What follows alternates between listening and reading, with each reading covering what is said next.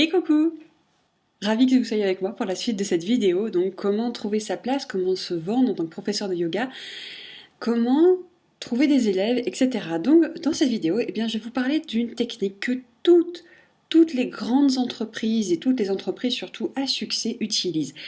C'est cette technique qui a été utilisée par Apple, c'est cette technique qui est utilisée par Google, c'est cette technique qui est utilisée par toutes les entreprises du CAC 40.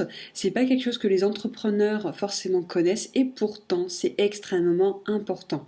Surtout quand on arrive dans un marché qui est déjà arrivé pas à saturation, mais qui est déjà dans un marché mature. Donc, vous savez, n'importe quel marché, il y a un début, quand il est émergent, il arrive ensuite à maturation, et ensuite il arrive à saturation, et puis il y a un moment donné, puisque tout est cycle, n'est-ce pas? Vous le savez si jamais vous faites votre formation de professeur de yoga, c'est que tout n'est que cycle. Et donc, il y a une chute, une décroissance, mais ensuite qui repart. Donc cette technique, qu'est-ce que c'est, Diane? Allez, dites-nous. Allez, je vous lâche le morceau. C'est la technique de l'océan bleu. L'océan bleu, c'est quoi? Imaginez que vous êtes un petit poisson et que vous avez plein d'autres poissons autour de vous. Vous êtes en train de nager dans un océan bleu et en fait, chacun a sa part de marché, chacun a sa place dans ce marché. C'est le contraire de l'océan rouge. Il faut imaginer la philosophie chinoise. C'est d'ailleurs un homme d'affaires chinois qui a mis en place cette notion, en fait, océan bleu, océan rouge. Océan rouge, c'est comme le sang. Voilà, c'est parce que tout le monde se fait la guerre et cherche un petit peu à se piquer des parts de marché. Alors que l'océan bleu, le bleu c'est le signe de la paix, c'est également la couleur de la spiritualité, chacun a sa place et chacun a son originalité. Ça, c'est une philosophie qui me plaît énormément et quand je suis tombée sur cet exercice, je me suis dit que j'allais la mettre dans ma formation. Comment se vendre en tant que professeur de yoga, démarrer son activité en tant que professeur de yoga. La stratégie océan bleu, parce que c'est une vraie stratégie, en fait ça consiste en quoi? Ça consiste à favoriser l'originalité. Vous vous rappelez dans la vidéo les 3 clés en fait pour démarrer son activité de professeur de yoga, je vous parlais de vous, votre offre. Qu'est-ce que c'est? Comment vous voulez transmettre le yoga? En vous démarquant, en favorisant l'innovation et l'originalité, vous allez créer de nouveaux espaces possibles. En fait, il s'agit de contourner la compétition et c'est plutôt d'aller chercher les opportunités au-delà des limites du marché existant. Exemple, moi je me suis créé ma place notamment avec la vidéo. Ça c'est quelque chose qui avant n'existait pas du tout. Il y a des personnes qui ont commencé à le faire et puis de plus en plus. Et maintenant d'ailleurs le yoga en vidéo, on arrive dans un marché presque à saturation. En fait, il s'agit de créer et capturer une nouvelle demande, quelque chose qui est dans l'air du temps et que vous saisissez et vous vous y mettez à fond. Et là, vous trouvez votre place et vous créez votre place. Il s'agit en fait de s'aligner complètement avec l'idée de je suis différent et je suis unique. Et ça, comment est-ce que je peux le transmettre aux gens et comment est-ce que je peux amener les gens à venir vers moi avec cette unicité, avec cette originalité. Et ça, je trouve que c'est complètement yoga comme philosophie. Je ne sais pas ce que vous en pensez. Alors tout de suite, on va démarrer parce que c'est quelque chose qui se fait en 3 temps. Donc la première étape, prenez un papier et prenez un stylo. On va commencer. Il s'agit donc de créer une offre qui crée et qui casse les codes en fait, qui crée de nouveaux codes. Donc pour ça, on va utiliser un canevas stratégique. Alors je vais vous mettre dans la vidéo, de ce côté, un petit tableau. Prenez un moment pour le regarder. Dans la première colonne, ce que vous voyez, ça va être le produit. Le produit, en fait, c'est votre offre de yoga. Innovation, fonction, service. Le produit, c'est quoi? Ok, c'est des cours de yoga, mais qu'est-ce que ça fait des cours de yoga? Est-ce que c'est bon pour la santé? Est-ce que c'est bon pour le cycle hormonal des femmes enceintes? Est-ce que c'est bon pour la créativité, pour la concentration? Tout ça, ça va vous donner des informations en fait sur qu'est-ce que vous proposez.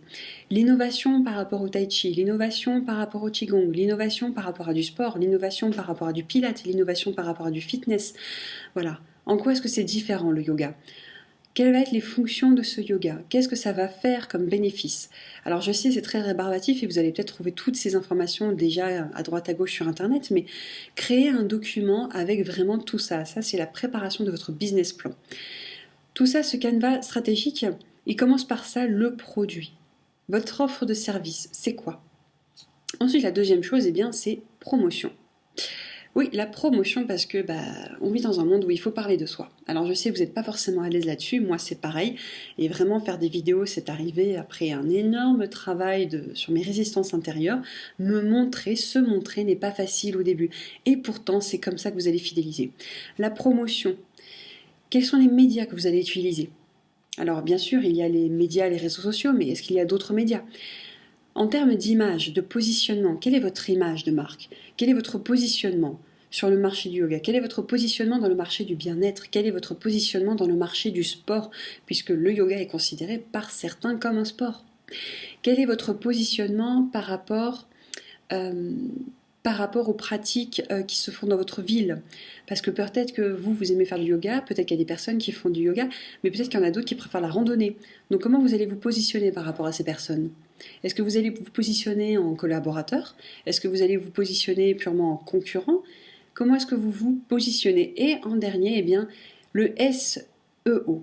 Le SEO, en fait, c'est toute l'étude en fait, du référencement sur Internet. Donc ça, c'est vraiment un sujet en soi sur lequel il y a des tonnes de livres qui ont été écrits. Vous tapez SEO dans Google, trouvez quelqu'un pour faire mon SEO, et là, vous avez des gens qui vont vous écrire des articles, qui vont étudier votre site internet, parce que évidemment, quand je parle médias, il est évident que vous ayez besoin d'un site internet. J'en parle beaucoup plus de créer un site web, qu'est-ce qu'il faut choisir, etc. dans ma formation Démarrer votre activité en tant que professeur de yoga. Donc c'est pas quelque chose que je vais énormément développer, mais réfléchissez à ça et notamment regardez les autres, qu'est-ce qu'ils font? Regardez les autres sites web, qu'est-ce qui vous plaît, qu'est-ce qui vous intéresserait en tant qu'élève et du coup comment est-ce que vous pouvez dupliquer ça pour vous? Et donc votre site internet, eh bien il y a besoin d'une étude un peu SEO, une étude du référencement. Donc vous tapez sur Google comment faire son SEO, comment trouver quelqu'un pour faire mon SEO, etc. Et vous allez avoir des tonnes de livres qui vont ressortir. Ensuite la troisième place, c'est bien dans les autres océans bleus, dans les autres canevas stratégiques, ils utilisent le mot place. Mais en fait, vous, en tant que professeur de yoga, eh bien, c'est le lieu. Quel est le lieu où vous enseignez? Quel est votre circuit de distribution? En fait, votre distribution de cours de yoga, est-ce qu'elle se fait en studio? Est-ce qu'elle se fait en maison de retraite? Est-ce qu'elle se fait en école? Est-ce qu'elle se fait chez vous dans un premier temps? Voilà, quelle est l'étendue du champ des possibles? Qu'est-ce qui est possible pour vous, en fait, comme distribution de vos cours de yoga? Ensuite, eh bien, il y a également le mode de commercialisation. Dans la notion de place, il y a la notion d'échange monétaire. Donc la commercialisation, comment est-ce qu'elle se fait? Est-ce que vous déposez une corbeille comme je faisais moi à mes débuts, en disant voilà, vous laissez le paiement à l'entrée, ou bien est-ce que vous mettez quelque chose de beaucoup plus fluide, peut-être un peu plus complexe à mettre en place au début, un système de paiement en ligne? Est-ce que vous mettez PayPal? Est-ce que vous mettez par chèque? Par chèque, par exemple, ça va être un peu plus complexe. Ensuite, le prix. Quel est votre prix de vente? Ça, c'est une grosse question. Combien est-ce qu'on facture nos cours de yoga, nous les professeurs de yoga? J'en parle énormément dans ma formation Démarrer votre activité professeur de yoga. Donc je ne vais pas passer tout un module là-dessus. Il y a toute une partie que je fais là-dessus, 40 minutes environ. Mais en gros, il faut que vous regardiez les prix que font les autres et que ce soit juste pour vous. L'océan bleu, c'est aussi ça qui est important, c'est d'être très juste par rapport à vos valeurs, par rapport à ce que vous offrez. Et c'est pour ça que c'est important de réfléchir à qui vous êtes, quel est votre alignement, quel est votre positionnement par rapport aux autres, quel est votre positionnement par rapport aux autres marchés existants, parce que c'est ça qui va vous permettre bien, de mettre le prix juste, également par rapport à ce dont vous avez besoin, alors pour vivre, mais également pour payer la communication et pour vraiment faire démarrer cette activité de professeur de yoga. Quel est votre business model? Si jamais vous êtes auto-entrepreneur, eh bien vous allez émettre des factures. Donc ça veut dire qu'il faut que vous gardiez en tête que vous avez des charges. Alors vous n'avez pas la TVA, mais vous avez 23,50%, ça a augmenté un petit peu là récemment, de votre chiffre d'affaires qui va partir pour l'URSSAF. Est-ce que vous mettez en place, par exemple, un système d'affiliation avec vos élèves? Si un élève vous ramène un élève, eh bien vous lui faites une carte de fidélité avec des cours offerts. Est-ce que vous ne fonctionnez qu'avec des stages ou avec des cours à la semaine? Est-ce que vous ne faites que des cours le matin? Quel est votre business model également par rapport aux autres professeurs de yoga qui, eux, peuvent être en train de former d'autres professeurs de yoga? Ensuite, par rapport au prix, donc il y a le prix de vente de vos cours de yoga. En général, quand on démarre, on les met à 10 euros. Ne faites pas des cours gratuits. Ça, je le développe beaucoup plus dans ma formation, mais ça, éviter. Le business model, quel est votre business model? Qu'est-ce qui va rentrer comme argent et comment ça va sortir? Et ensuite de 3, le rapport qualité-prix. Votre cours de yoga, si quelqu'un le prenait, combien ça vaudrait? Faites le test. Demandez, alors pas forcément à des amis parce qu'ils vont peut-être pas oser vous le dire, mais faites le test de donner un cours de yoga et puis dites aux gens combien selon vous ça coûte. Combien selon vous vous seriez prêt à mettre pour un cours de yoga de cette qualité. Ça vous donne également des informations sur est-ce que il serait pas temps de faire une spécialisation ou une autre formation pour amener ma formation à un autre niveau. Par exemple, moi, j'ai fait une formation en massage, j'ai fait une formation en yoga Kundalini et j'ai fait une formation en énergétique. Et du coup, je me suis orientée dans mes cours en live, en salle de danse, et bien vers vraiment l'énergétique. Et j'ai réussi un peu à trouver ma place grâce à ça. Parce que c'était un yoga très énergétique que je proposais et il n'y avait pas beaucoup de monde là où j'étais qui proposait ça. Vous voyez? Donc, le rapport qualité-prix, ça peut vous mener à autre chose, à une autre offre. Ensuite, la 5e chose à laquelle penser, eh bien, c'est le processus. Tous les processus que vous mettez en place autour de votre enseignement de yoga, notamment la comptabilité. Et oui, je sais, il fallait que j'en parle. Ça, c'est la chose qui fâche pas mal de monde. Et notamment moi, j'ai été très fâchée, notamment avec l'URSSAF. Toute la comptabilité, qui c'est qui le fait? Est-ce que c'est vous? Est-ce que vous avez quelqu'un, votre mère peut-être qui était une ancienne comptable ou une amie qui peut vous le faire en échange de cours de yoga? Tout ce système comptabilité, c'est très important que vous soyez béton. Mais alors béton armé dessus parce que l'URSSAF, je suis désolée, mais ne l'est pas du tout. Je vais vous raconter une petite expérience très rapidement là-dessus, pour moi. Ce qui s'est passé, c'est que j'ai travaillé pendant 1 an sur Paris, donc j'avais un numéro SIRET. J'ai déménagé, je suis arrivée dans le sud, j'ai eu donc un autre numéro SIRET qui a remplacé l'ancien. 3 ans après, Pôle emploi m'a demandé des papiers pour compléter mon dossier, pour que je puisse toucher mes ACDIC. Eh bien, l'URSSAF de Paris avait complètement effacé mon profil. Heureusement que j'avais gardé une trace de toute cette année de pratique sur Paris avec mon ancien SIRET et toutes mes déclarations mois par mois et mon relevé comptable. Vous voyez, c'est très important d'être carré et là, je peux vous dire que je me suis remerciée alors que pourtant je déteste faire ça, la paperasse. Processus, on peut également faire égal paperasse.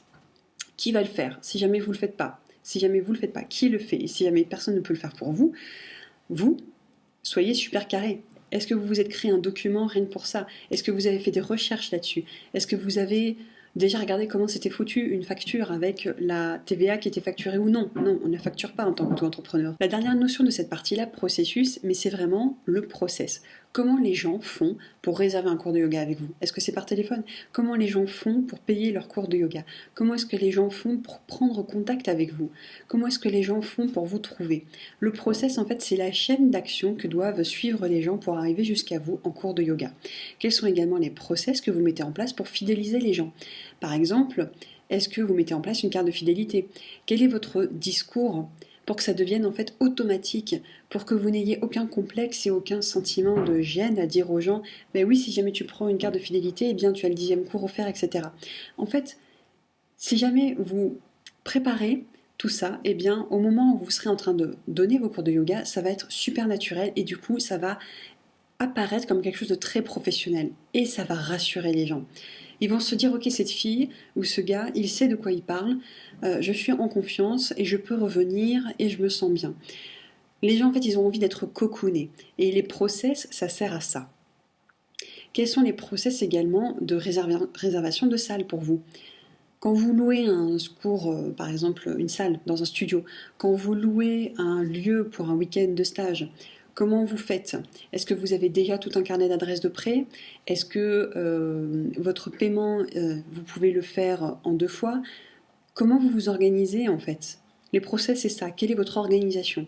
Parce que je peux vous dire que réfléchir à comment vous allez vous organiser une fois que vous avez déjà vos élèves, c'est beaucoup plus compliqué. Ensuite, la deuxième partie, eh bien, c'est tout ce qui est personnel. Alors ça, évidemment, je vous le souhaite. Eh bien, c'est de pouvoir, à un moment donné, pouvoir recruter un assistant. Alors, vous n'êtes pas obligé de le recruter à temps plein, hein. Vous n'êtes pas obligé de recruter quelqu'un en CDI ou CDD, ça va vous coûter extrêmement cher en termes de charge. Non, vous pouvez tout à fait, via le site Fiverr, Fivrr, recruter quelqu'un ponctuellement, 20 ou 30 euros par exemple pour rédiger un article de blog, ou bien peut-être 50 euros pour faire votre SEO. Formation d'un assistant, d'un community manager. Comment vous allez former ces personnes-là? Qu'est-ce que vous attendez de cette personne-là? Commencez déjà à rédiger des fiches de poste. Commencez déjà à regarder comment ces personnes-là, elles peuvent vous aider. Parce que ça vous permet de vous projeter. Ok, dans 1 an, dans 2 ans, dans 3 ans, j'aurai suffisamment d'argent pour déléguer tout ça. C'est important que vous soyez très clair sur ce que vous attendiez de la personne. Que ce soit extrêmement carré, que ce soit extrêmement clair, que ce soit extrêmement aligné. Que vous ayez déjà des notions et des directives à donner. Parce qu'en fait, ce que vous faites là, c'est que vous êtes en train de devenir le patron. Donc, vous allez devoir donner des lignes directrices à ces personnes-là pour qu'elles fassent la prestation au mieux. Ensuite, eh bien, dans le personnel, il y a tout ce qui est support technique. Est-ce qu'il y a quelqu'un pour vous aider pour votre site internet? Parce que perdre du temps sur un forum WordPress, vraiment, ça peut vous pourrir une journée. Et croyez-moi, d'expérience, je suis en train de vous transmettre toutes les erreurs que j'ai faites là pour que vous ne les fassiez pas. Donc, profitez-en bien. Est-ce que votre site internet va rester pendant 1 semaine HS ou est-ce que vous connaissez quelqu'un qui peut vous dépanner, vous aider à monter votre site web et à le dépanner en cas de problème? Et ça, c'est super important. Et la dernière chose, c'est pas seulement au niveau de votre côté administrateur, auto-entrepreneur, c'est aussi dans vos cours de yoga. Est-ce qu'il y a quelqu'un qui peut vous seconder? Est-ce qu'il y a quelqu'un qui peut vous remplacer en cas de maladie? Sur quelle communauté vous pouvez vous asseoir, vous appuyer, qui peut vous aider? Votre équipe, c'est qui? Qui est autour de vous? Voilà. Donc ça, c'est vraiment la première partie, le canevas stratégique Océan Bleu. Vous, votre produit, votre promotion, vous partez de vous. Ensuite, on va faire la matrice ERAC. Ouh là là, qu'est-ce que c'est que ça, la matrice ERAC? Ça fait peur, n'est-ce pas? Eh bien, ERAC, en fait, ça veut dire exclure, renforcer, atténuer, créer. Vous allez faire une table. Vous allez dresser une ligne comme ça, horizontale, et une ligne verticale. Et en fait, la ligne horizontale, ça va être la note.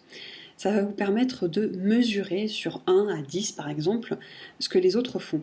Et vous allez trier en mettant des petits crochets. Par exemple, les cours en salle, cours individuels. Est-ce que les autres font des stages? Est-ce qu'ils font des services complémentaires? Est-ce qu'ils font des conférences, etc. Une fois que vous avez cette ligne verticale et cette ligne horizontale, eh bien vous allez prendre vos concurrents, les gens qui sont déjà dans le marché du yoga, et vous allez observer ce qu'ils font. Est-ce qu'ils font des cours donc en studio? Est-ce qu'ils font des cours chez eux? Est-ce qu'ils font des cours individuels? Est-ce qu'ils font des services complémentaires, par exemple des soins énergétiques? Est-ce qu'ils font des cours en ligne, etc. Et vous allez mettre une petite croix. Par exemple, oui, ils font des cours en salle, beaucoup, donc 10. Non, ils font pas de cours individuels, 0. Oui, ils font des cours en vidéo, un petit peu. Une vidéo par mois, c'est pas grand-chose, donc à la moitié, on va mettre 4 ou 5, etc. Et au fur et à mesure, vous allez avoir une ligne, une courbe qui se dégage. Et vous allez faire ça pour chacun de vos concurrents. Et vous allez observer quelles sont les choses que eux ils font, que vous ne faites pas. Quelles sont les choses que eux ne font pas et que vous pouvez faire. Et c'est là où on va avoir une espèce de cartographie de ce que font les autres. Et quelle est votre plus-value par rapport à vous? Et ce que vous pouvez alors proposer? Quels sont vos talents particuliers? Alors vous pouvez exclure, et là c'est la première partie de ERAC, les éléments qui n'apportent pas de valeur ajoutée pour le client. Vous pouvez faire le test par exemple de proposer des cours individuels. Est-ce que les cours individuels avec vous, c'est quelque chose qui les intéresse? Est-ce que vous réussissez à transmettre quelque chose de particulier dans les cours individuels qui font que les gens reviennent et disent oui, oui, oui, j'en veux plus? Ensuite, renforcer. Qu'est-ce qui a de la valeur pour vos élèves? Qu'est-ce qui n'est pas encore assez développé et qui pourrait être amélioré? Par exemple, vous pouvez tout à fait faire des cours de méditation en groupe, une soirée par semaine. Et vous l'offrez, ou bien vous le faites à un prix très intéressant. Et ça renforce votre aspect peut-être spirituel par rapport à d'autres professeurs de yoga qui sont par exemple plus physiques, plus yoga pilates ou yoga power yoga. Vous êtes plus dans la méditation, dans la spiritualité. Moi, c'est le choix que j'ai fait par exemple. J'ai vraiment accentué mon côté spirituel. Qu'est-ce que vous pouvez renforcer? Quel est votre truc particulier? Qu'est-ce qui vous a attiré dans le yoga au début? C'était peut-être le Raja Yoga, la philosophie. Le Raja Yoga, c'est le yoga vraiment du mental. Et ça vous permet de faire du coaching individuel, de vraiment être dans la verbalisation. Et les gens aiment beaucoup les coachs. Regardez le succès des vidéos sur Internet, comment mieux s'organiser dans sa vie, comment prendre confiance en soi, etc. Ça fait un carton. Ensuite, Et RAC, eh bien, il y a la lettre A, donc atténuer, supprimer, réduire, simplifier les éléments qui n'ont pas de valeur pour le client, ou alors qu'il n'estime pas nécessaire. Par exemple, est-ce que quand les gens ils entrent dans votre salle de yoga, vous avez vraiment besoin de toute cette décoration? Il y a des cours de yoga où je suis allée, où il y avait des posters de Ganesha, il y avait de l'encens, il y avait une lampe qui diffusait des couleurs, il y avait une lampe qui diffusait des huiles essentielles, il y avait une statue de Bouddha, il y avait une fontaine Bouddha. Enfin, ça fait tellement trop. Et en fait, la personne qui tenait ce centre m'a dit, oui, j'ai vraiment investi beaucoup dans la décoration pour que les gens se sentent dans un cocon. Moi, je venais pas trop pour la déco. Un simple mandala sur le mur avec une bougie et une statue de Bouddha, ça suffisait largement. Il n'y avait pas besoin de repeindre tout le studio de yoga, par exemple. Elle en a eu pour 5 000 € de travaux et de décoration. 5 000 €, je pense qu'on peut les investir autrement, notamment en communication, notamment dans le référencement d'un site internet. Ça peut être, ou alors dans une formation encore mieux. Qu'est-ce que vous pouvez supprimer, réduire, simplifier? Qu'est-ce que vous pouvez enlever qui finalement, au bout de quelques cours, vous sentez que les gens, ils accrochent pas à ça, pas plus que ça. C'est peut-être carrément des cours de yoga. Moi, par exemple, j'ai un diplôme en yoga thérapie. C'est pas forcément quelque chose qui a beaucoup intéressé mes élèves de Paris.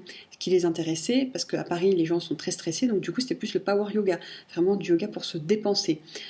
Et après, des étirements. Vraiment un yoga assez équilibré, mais plutôt dans la dépense physique. Le yoga thérapie, j'avais personne à mes cours. Bon, ça, vous laissez tomber. Vous voyez, c'est pour ça que c'est important de se poser la question, qu'est-ce que moi j'ai à offrir et est-ce qu'il est possible, est-ce qu'il est nécessaire que je continue à me former, que je fasse une option supplémentaire. En dernier, la création. Ajouter de la valeur perçue qui n'existe pas encore dans les produits. Alors, dans les services, dans votre offre de yoga, mais également dans les fonctions. Qu'est-ce qui n'existe pas encore dans le yoga? Il y a quelques années, c'était le yoga, la vidéo, pardon. La vidéo, ça n'existe pas. Là, actuellement, c'est tout ce qui est application. Application en ligne, ça, c'est en train de prendre un grand boom parce que les gens sont dans le métro ou dans le bus et ils peuvent pratiquer leur pranayama ou leur méditation. Vous, est-ce que, par exemple, vous pouvez créer un cours de yoga beaucoup plus light avant le bureau? Ou bien si jamais vous avez un lieu qui n'est pas très loin des bureaux ou pas très loin des maternités, est-ce que vous pouvez créer une offre qui n'existe pas encore? J'aimerais que vous utilisiez la PNL, la programmation neurolinguistique, avec ce fabuleux outil qui est de se poser des questions. Se poser des questions, ça permet de solliciter le cerveau et vous allez voir que vous avez des réponses qui arrivent, parfois au cours de la nuit, parfois juste avant de dormir, parfois au réveil. Qu'est-ce qui n'existe pas encore dans le monde du yoga? Et j'aime bien aussi ces deux questions. Qu'est-ce que je n'ai pas encore considéré que je pourrais créer? Et la deuxième question, quelle pourrait être ma contribution? Parce que ça, c'est vraiment partir du cœur. Quelle est mon originalité? Quelle est, moi, ma personnalité? Quelle est ma touche personnelle que je peux apporter dans ce monde fabuleux du yoga? Dans ce monde qui est en pleine évolution, qui est en train d'exploser littéralement dans tous les pays. Quelle pourrait être ma valeur ajoutée et qui fera que les gens seront attirés à moi? Qu'est-ce que je peux créer? Soyez créatif. Est-ce que vous pouvez combiner ça avec un de vos talents passés, par exemple? Moi, j'ai une copine qui était dans la danse et qui est devenue professeure de yoga danse. La troisième partie, on y arrive, c'est de tamiser. De tamiser vraiment en 4 étapes. On reprend, on relit tout son document. Vous allez tamiser et vous dire, ok, mes clients, qu'est-ce qui va leur plaire? Faites un sondage en fait, posez-leur directement la question.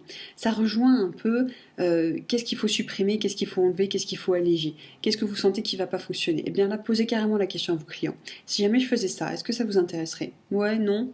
Soyez francs, dites-le moi. Voilà. Ensuite, la deuxième chose, c'est l'aspect financier. Est-ce que c'est rentable ou pas? Est-ce que c'est rentable dans 3 mois? Est-ce que c'est rentable dans 6 mois? Est-ce que c'est rentable dans 1 an? Dans combien de temps c'est rentable? Et combien est-ce que ça va rapporter? Ensuite, la troisième chose, c'est la stratégie. Est-ce que mon organisation est compatible avec ce projet? Bon, pour l'instant, je suis auto-entrepreneur, j'ai ce code APE. Il faudrait, si jamais je vends des objets en parallèle, c'est de rajouter un autre code APE. Bon, alors ça va me prendre combien de temps de faire la démarche auprès de l'URSSAF?